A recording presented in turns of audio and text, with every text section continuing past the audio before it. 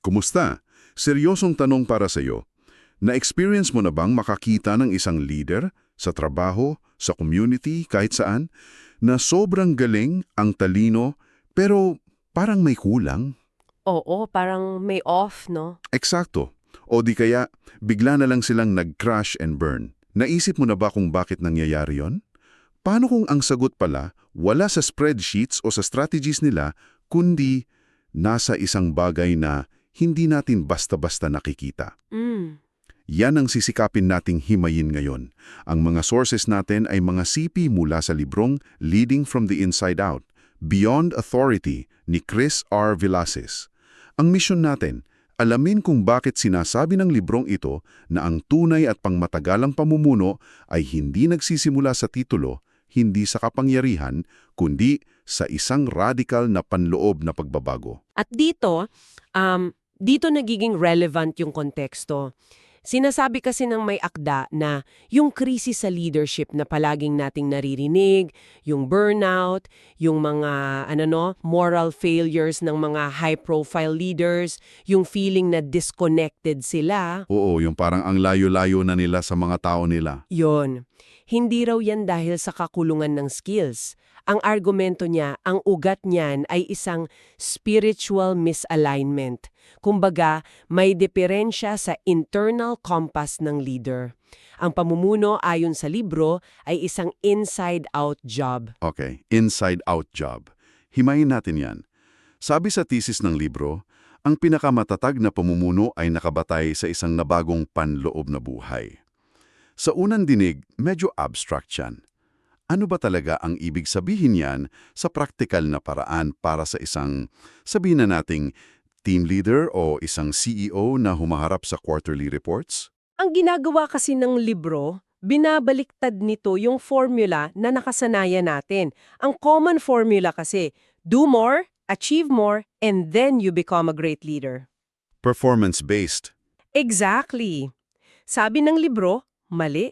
Ang tamang formula daw ay become the right person on the inside first, and from that, you will naturally do the right things. So ang focus, wala sa performance, kundi sa panloob na transformasyon. May tatlong core foundations ito. Una, pagkakakilanlan o identity. Pangalawa, pagsuko o surrender.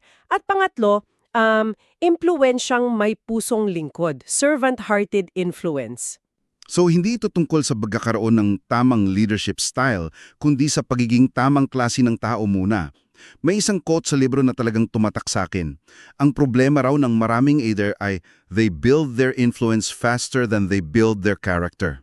Eksakto. At yan ang recipe for disaster. Parang isang skyscraper na sobrang bilis itinayo. Ang ganda tingnan, pero yung pundasyon minadali. Isang malakas na lindol lang, guguho. Ganyan-ganyan ang analogy.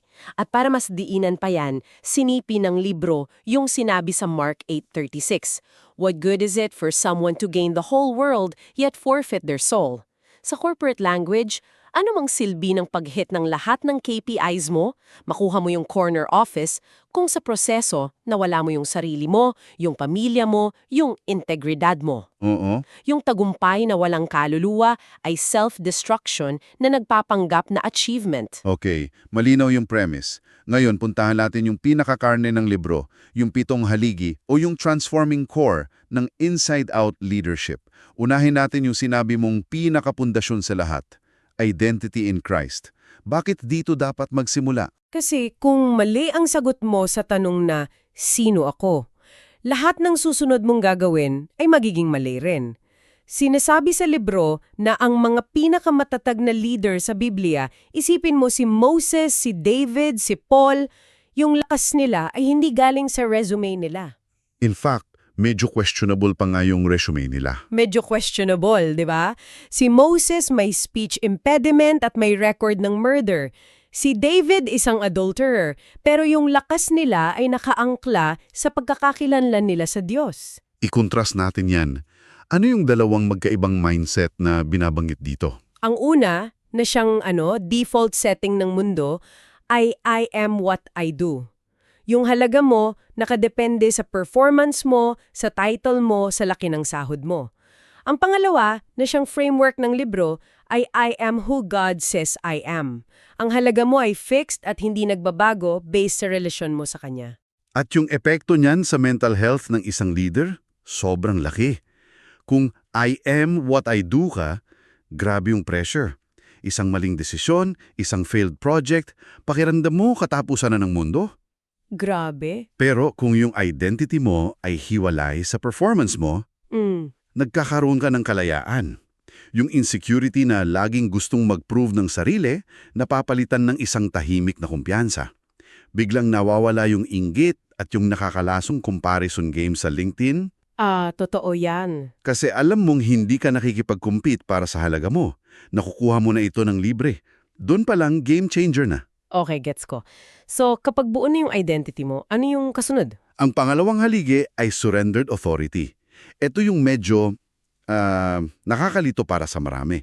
Sa isang mundo na nag-uunahan sa control at power, bakit pagsuko ang susi sa tunay na otoridad?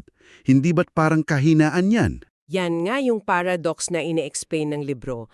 Ang fascinante dito ay yung konsepto na ang tunay na kapangyarihan ay hindi sa pag-ipon nito para sa sarili, kundi sa pagiging daluyan nito. Ang ultimate example, si Jesus. Sinabi niya, the Son can do nothing by himself.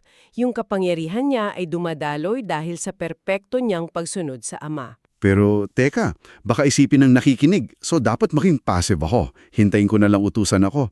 Paano yan gumagana sa isang fast-paced na environment kung saan kailangan ng mabilis na desisyon? Magandang tanong yan. Nililinaw ng libro na ang pagsuko ay hindi passivity. Ito ay isang active posture of listening and alignment. Ang pagsuko ay hindi kahinaan, sa katunayan ito ay isang proseso ng pagsasala. Pagpapadalisay. Tinatanggal nito yung ego. Kapag ang motibo mo ay hindi na para sa sarili mong kapurihan, mas nagiging malinaw ang isip mo, mas tumatalas yung discernment mo, yung kakayahang makita ang tama mula sa mali. Instead of asking what do I want to do, ang tanong ay nagiging what is the right thing to do here. Doon nagmumula ang tunay na authority. So it's about getting your ego out of the way para mas malinaw mong makita yung daan.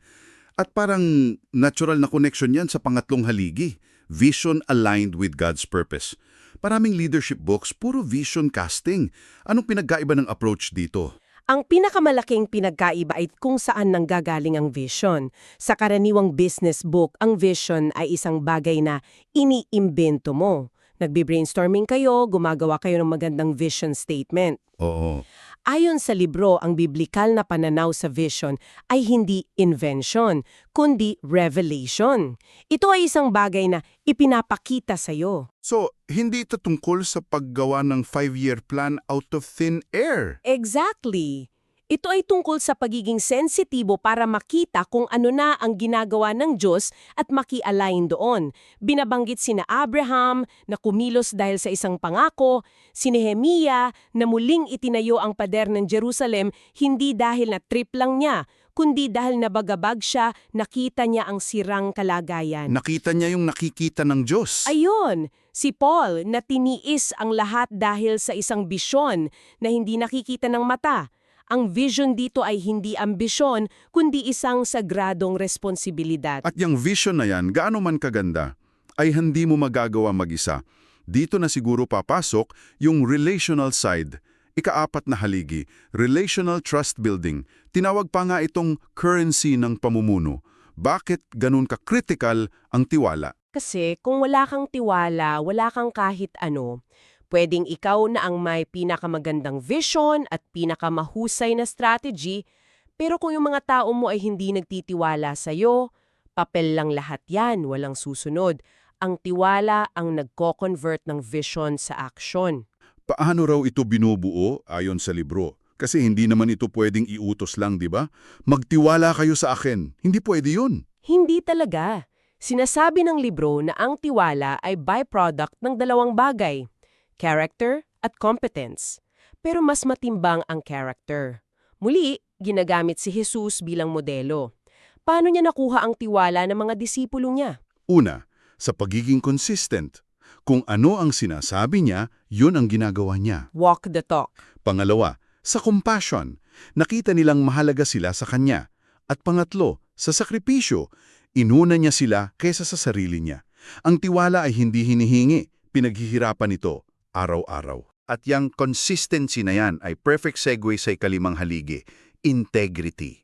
Madalas nating marinig to, pero minsan nagiging buzzword na lang. Paano ito binibigyan ng bagong kahulugan sa libro? Maganda yung pagkaka-define dito. Nililinaw ng libro na ang integridad ay hindi pagiging perpekto. Kasi kung yun ang basehan, lahat tayo bagsak. Ang integridad daw ay wholeness o pagiging buo. Ito yung alignment sa pagitan ng sinasabi mong pinaniwalaan mo at sa aktwal mong ginagawa, lalo na kapag walang nakatingin. Yung when no one is watching part, yan ang killer. Diyan talaga nasusukat. At para mas maintindihan ito, ikumpara ng libro yung dalawang kwento. Samson at Joseph. Si Samson, super gifted, sobrang lakas, puno ng potensyal. Pero walang integrity. Walang character. Walang character. Pinagpalit niya yung tawag sa kanya para sa pansariling kaligayahan. Ang resulta, trahedya. Si Joseph naman, dumaan sa lahat ng klase ng injustice, pero nananatiling buo yung character niya kahit walang siyang titulo. At dahil sa integridad niya, doon siya itinaas. Pinatunayan nito na ang character mo ang siyang magdadala sa'yo sa lugar na hindi kayang dalhin ng talento mo lang. Wow! Ang bigat nun. Ang karakter ang magdadala sa'yo kung saan hindi ka kayang dalhin ng talento mo. At kapag may ganyan kang integridad at tiwala, natural lang siguro na gusto mong ipasa yan sa iba. Ito na ba yung ika-6 na haligi? Mentoring and discipleship. Oo, at ito'y tungkol sa legacy. Tinatanong ng libro ang bawat leader. Ano ang sukat ng tagumpay mo? Ang sagot daw ng isang inside-out leader ay hindi anong mga building ang naipatayo ko o gaano kalaki ang kinita ng kumpanya ko. Ang tanong ay, sinong mga tao ang nahubog at napalabgo ko? Ito yung multiplication effect. So, ang ultimate KPI mo bilang leader ay yung success ng mga taong nasa ilalim mo. Ganon na nga. Ang modelo na naman, si Jesus. Paano niya binago ang mundo? Hindi sa pamamagitan ng malalaking stadium rallies. Binago niya ito sa pamamagitan ng pag-focus sa 12 tao. Nag-invest siya sa kanila, hinubog sila, hinamon, tapos binigyan ng kapangyarihan. Sinasabi ng libro na ang pinakadakilang tagumpay mo bilang leader ay kapag yung mga tao sa paligid mo ay naging mas magagaling pa sa'yo. At hindi ka threatened dun. Ipinagdiriwang mo pa. Yan ang secure leadership. At lahat ng ito, identity, surrender, vision, trust, integrity, mentoring, parang hirap i-maintain, lalo na kapag dumarating yung mga problema. Dito napapasok yung panghuli at ikapitong haligi. Resilience through adversity.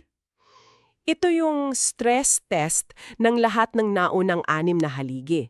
Dito binibigyang diin na ang mga pagsubok, tinatawag itong wilderness seasons, ay hindi aksidente o parusa. Ang mga ito ay part ng curriculum ng Diyos para sa isang leader. Para itong pugon na nagpapadalisaya ng ginto.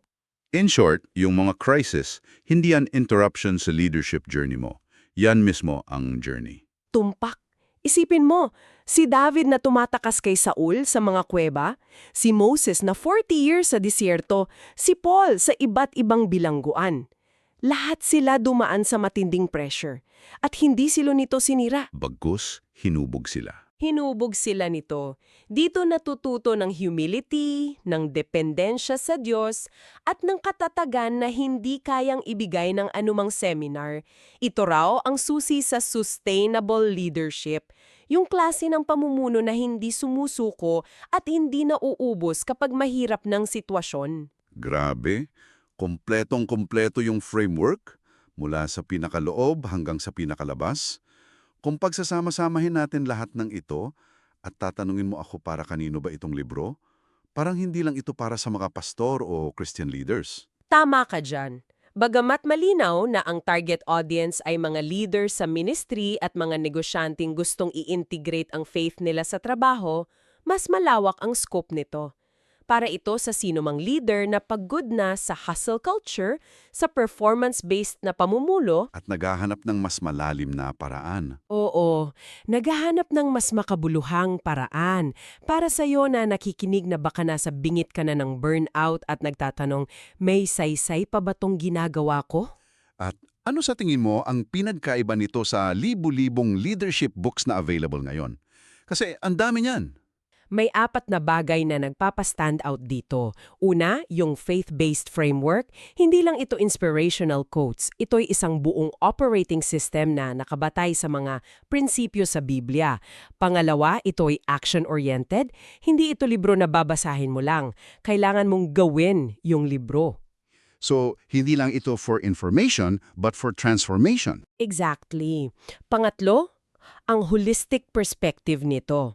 Hindi lang ito tungkol sa skills. Sinasakop nito yung personal identity, character, at pati na rin yung relational influence, trust. Buong pagkatao ng leader ang dinitingnan. At pang-apat, ito ay legacy-focused. Ang goal ay hindi lang yung panalo this quarter. Ang tanong ay, after 20 years, anong epekto ang naiwan mo sa buhay ng mga tao? Kung i-wrap up natin lahat to, parang ang pinaka-takeaway talaga ay leadership is not a performance, it's a formation. Hindi ito tungkol sa kung ano ang ginagawa mo, kundi kung sino ka nagiging. May isang linya sa libro na talagang nag-summarize ng lahat. Ang leader na kung sino ka ay siyang tumutukoy sa epekto na iyong lilikhain.